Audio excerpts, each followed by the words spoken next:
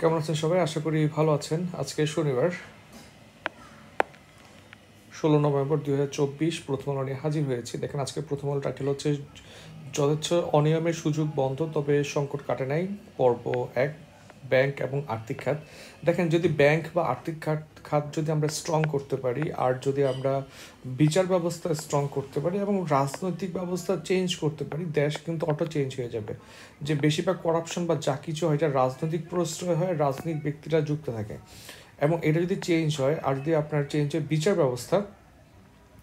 ব্যবস্থার যে ইস্যুটা হয়, যেমন ধরেন হচ্ছে কেউ অপরাধ করলে তাকে যদি শাস্তি পাওয়াই লাগে, সে কিন্তু ভয়ে অপরাধ করবে না। আরেকটা হচ্ছে ব্যাংকিং সিস্টেমটা হচ্ছে কীরকম, যে আপনি টাকা পাচার করে আপনি টাকা ঘুষ খেয়ে অনেক টাকা চুরি করে কি করবেন? আপনি হয় ব্যাংকে রাখবেন, নয়তো শেয়ার বাজারে রাখবেন, অথবা পাচার করবেন। আর তো কিছু করার নেই। আপনি তো 100 কোটি টাকা 50 কোটি টাকা বাসা রাখতে পারবেন না। তো এখন আপনি যদি ব্যাংকে সেটা ঢুকাইতে না পারেন, তাহলে তো স্বাভাবিকভাবে টাকাটা আপনি আপনি হোল্ড করতে পারবেন না, অথবা আপনি শেয়ার বাজারে ঢুকানো লাগবে। এখন এই যে ব্যাংক সিস্টেমটা যদি খুব স্ট্রং হয়ে যায়, তাহলে কিন্তু ঝামেলা অনেকখানি কমে যায়। হ্যাঁ, এই জন্য দেখবেন যে সব বদমাইশির আগে হচ্ছে তারা ব্যাংকিং সিস্টেমটাকে বেশি কর্পোরেট করার ট্রাই করে। এই 3টা সেক্টরে বেশি হাত দেওয়া উচিত। যাই দেখেন, রাজধানীতে 3 ঘন্টার ব্যবধানে 2 জন খুন। ধানমন্ডিতে নিজ বাসায় খুন হয়েছেন যুক্তরাজ্য প্রবাসী এক ব্যক্তি। হাজারীবাগে কিশোর গ্যাংয়ের হাতে খুন হয়েছে এক কিশোর। আমাদের স্বরাষ্ট্র উপদেষ্টা বলেছে তিনি হচ্ছেন 100 দিনের যে একটা সময়, যে এই সরকারের হচ্ছে 100 দিন পূর্ণ হলো। এই সরকারের 100 দিন পূর্ণ হলো, তিনি বলছেন আইন শৃঙ্খলা রক্ষায় তারা সফল। যদিও সার্বিকভাবে সফলতা ঠিক চোখে পড়ে না আর কি, আইন শৃঙ্খলার ইস্যুতে। তাও যাই হোক, আমরা দেখি আমাদের জিকে ব্যাচ আপনার 25 তারিখ থেকে শুরু হচ্ছে। পেট্রো বাংলা 15 তারিখ থেকে শুরু হওয়ার কথা ছিল, তবে সামনে আপনার 22 তারিখে পেট্রো বাংলা পরীক্ষা আছে, 23 তারিখে হচ্ছে আপনার অনেকের হচ্ছে উত্তর ব্যাংকের পরীক্ষা আছে। স্টুডেন্ট সবার রিকোয়েস্ট হচ্ছে ক্লাসটা 25 তারিখ থেকে শুরু হচ্ছে।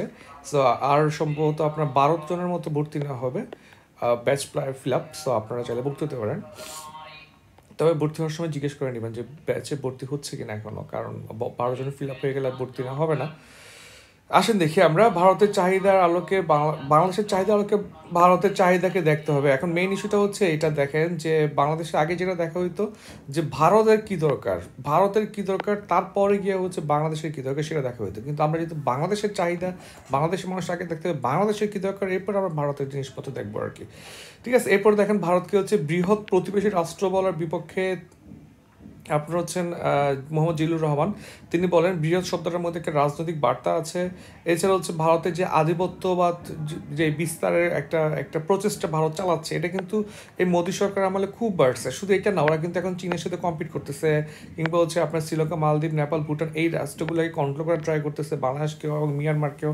সো এই যে একটা ওদের মধ্যে একটা বদ্ধমূল ধারণা সৃষ্টি হয়ে গেছে যে ওরা অনেক ওরা এখন নব্য সাম্রাজ্যবাদের দিকে আগামী ভারত আর কি। এটা কিন্তু একটা বড় সমস্যা।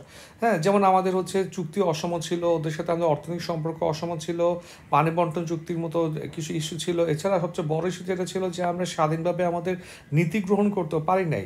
হ্যাঁ, ব্রিক্স বা অনেকগুলো দেশে আমরা দলের সাথে যোগ দিতে পারি নাই, বা আমরা স্ট্রংলি হচ্ছে পলিসি মেক করতে পারতাম না। এটা কিন্তু আমাদের জন্য একটা বড় সংকট ছিল। আমাদের ভাবতে হইতো যে ভারত কিভাবে। যাই দেখেন, এখন মেইন ইস্যুটা হচ্ছে ভারতের সাথে আমাদের পররাষ্ট্র নীতিতে একটা সংস্কার আনতে হবে।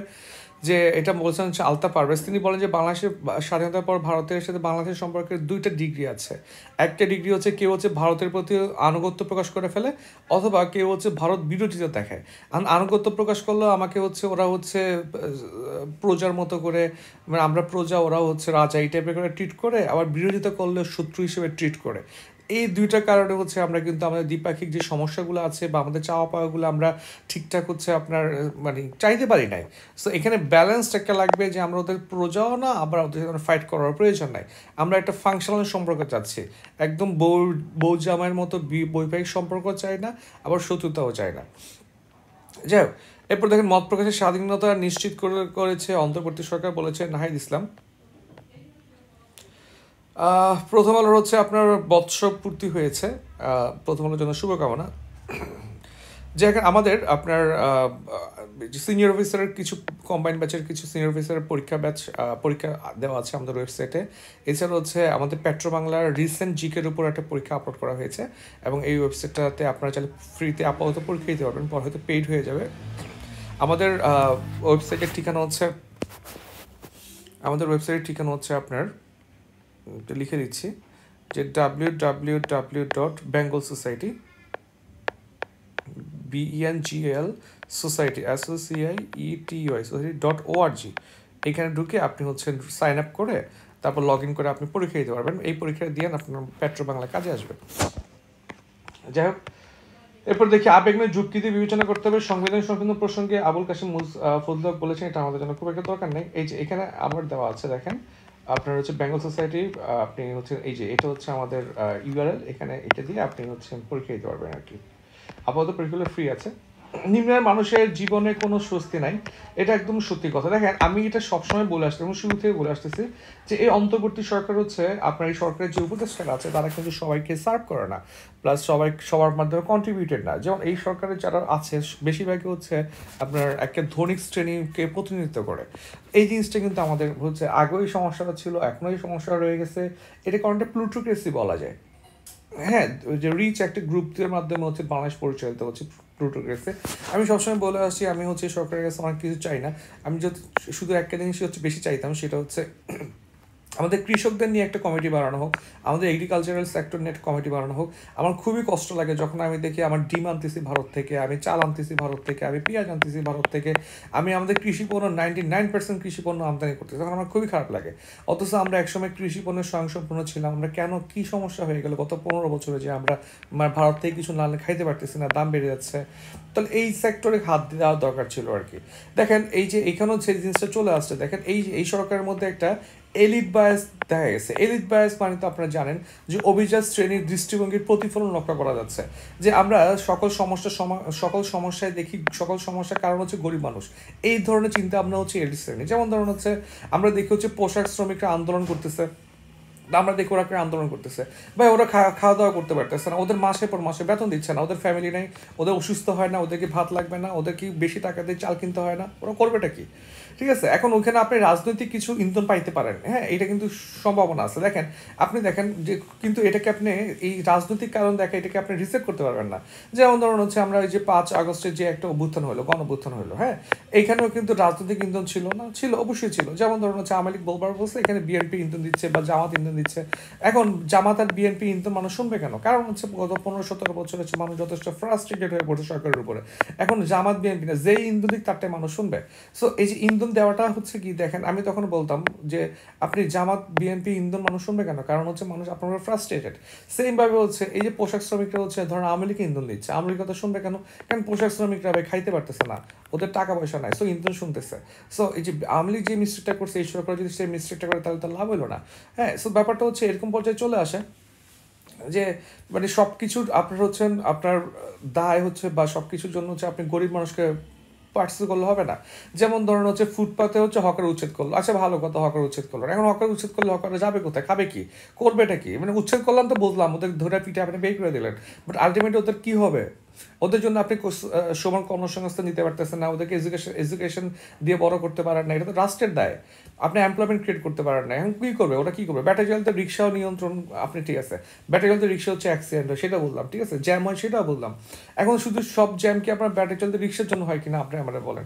যেমন এখানে নিয়ে আসছে, দেখেন আপনারা এখানে সুন্দর একটা আপনার একটা ডাটা দিল যে আপনার যেমন প্রাইভেট কার, হ্যাঁ, যে ঢাকায় সবচেয়ে বড় জ্যাম করে প্রাইভেট কার। ঢাকায় 6% যাত্রী পরিবহন করে আপনার প্রাইভেট কার, অথচ 76% জায়গা দখল করে ব্যক্তিগত গাড়ি।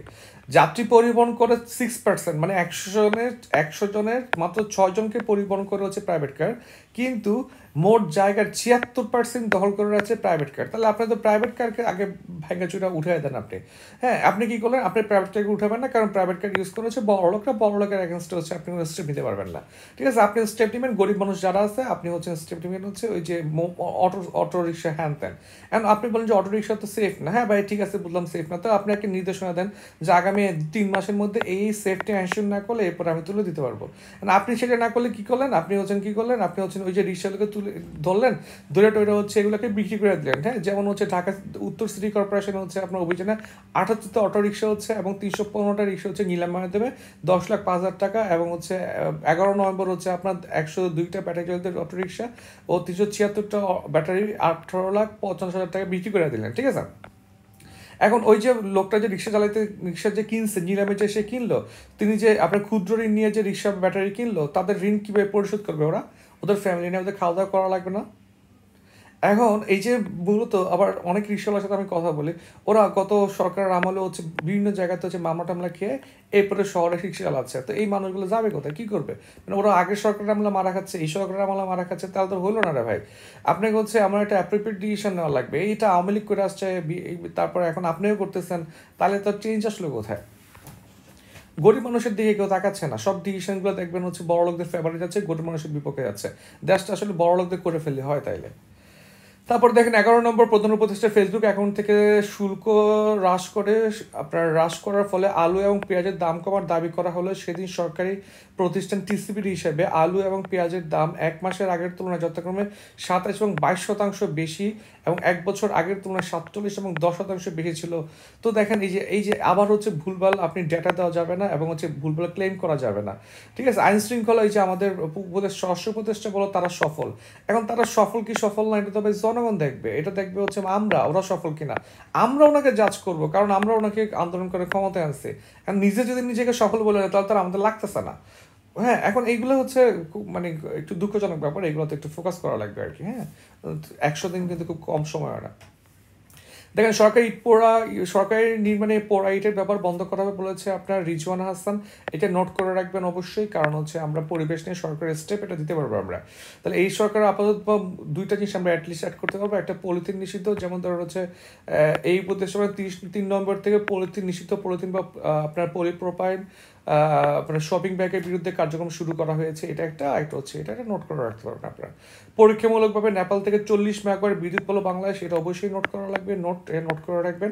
এছাড়া হচ্ছে এটা করা হয়েছে আপনার ভারতীয় সঞ্চালন গ্রিড ব্যবহার করে, এবং পরবর্তী সময় বাংলাদেশ থেকে দাবি করা হয়েছে যে 4টা দেশ নিয়ে হচ্ছে একটা আলাদা গ্রিড তৈরি করার ব্যাপারে আলোচনা করা দরকার আর কি। ঠিক আছে, এটা গত পত্রিকার ভিডিওতে আমি নিয়ে আসছি। যাক, এখানে চাইলে ভর্তি হতে পারবেন আপনারা। তারপরে হচ্ছে আপনারা দেখেন, এটা খুবই একটা ভালো আর্টিকেল আসছে, যেটা আলাদা ভিডিও বানাবো আজকে রাতের মধ্যে। সো এটা দেখার অনুরোধ রইল আর কি আপনাদেরকে। এরপর দেখেন, ইন্টারন্যাশনাল ইসরায়েলি বাহিনী হামলায় হচ্ছে ধ্বংস হচ্ছে প্রাণ প্রকৃতি। এটা আপনারা যে কোনো যুদ্ধের একটা ফলাফল হিসেবে দিতে পারবেন। এটা একটু মাথা পাবেন। উত্তর ইসরায়েলের সবুজে আচ্ছাদিত এলাকার নাম হচ্ছে হুলা ভ্যালি। তাহলে হুলা ভ্যালি হচ্ছে কোথায়, ইসরায়েল, এটা একটু আপনারা মনে রাখতে পারেন। বিপুল সংগঠিত সাথে পেল হচ্ছে অনুরার জোট হচ্ছে এনপিপি। এটা পরীক্ষা আসতে পারে। এনপিপি মানে কি? এনপিপি মানে হচ্ছে আপনার ন্যাশনাল পিপলস পাওয়ার, এটা নোট করে রাখবেন। এবং এটা হচ্ছে শ্রীলঙ্কার, সেটাও পরীক্ষায় আসবে, এটা হচ্ছে নোট করে রাখতে পারেন। পেরুতে সমুদ্র বন্দর উদ্বোধন করলো হচ্ছে চীনের প্রেসিডেন্ট, এটা হচ্ছে খুবই গুরুত্বপূর্ণ। চীনের পেরুতে, এটা মাথায় রাখবেন, পেরুতে। ঠিক আছে, আর নামটা হচ্ছে কি দেখেন তো, চানকাই বন্দর। ঠিক আছে, চানকাই নামটা নোট করে রাখবেন। এই দুটো অবশ্যই নোট, আমরা যারা নোট করি, যারা আছেন তারা অবশ্যই নোট করে রাখবেন, এবং আমাদের ডিসক্রিপশনে লিঙ্ক আছে, আপনারা সব অ্যাড হয়ে যাবেন। ট্রাম্পের জয়ের ফলে রপ্তানি বাড়ার প্রত্যাশা করা হচ্ছে। ঋণের অর্থ নিজের জিম্মায় রাখতে চায় রাশিয়া, এটা পড়ে নিতে পারেন, পরীক্ষার জন্য খুব একটা গুরুত্বপূর্ণ না আর কি। ভারতের প্রবৃদ্ধি হবে 7.2%, বিশাল বড় একটা ব্যাপার, কিন্তু ভারত কিন্তু ভালোই আগাচ্ছে। এরপরে দেখি আমরা এই পেজে কিছু নাই, তারপরে হচ্ছে খেলা, সেখানে কিছু নাই। ও আচ্ছা, শেষ পেজটা হচ্ছে আসে নাই, শেষ পেজে কিছু ছিল না আসলে, তেমন কিছু ছিল না। পিডিএফ এর শেষ পেজে আছে, দেখে নিন আর কি সবাই। হ্যাঁ, সবাইকে অসংখ্য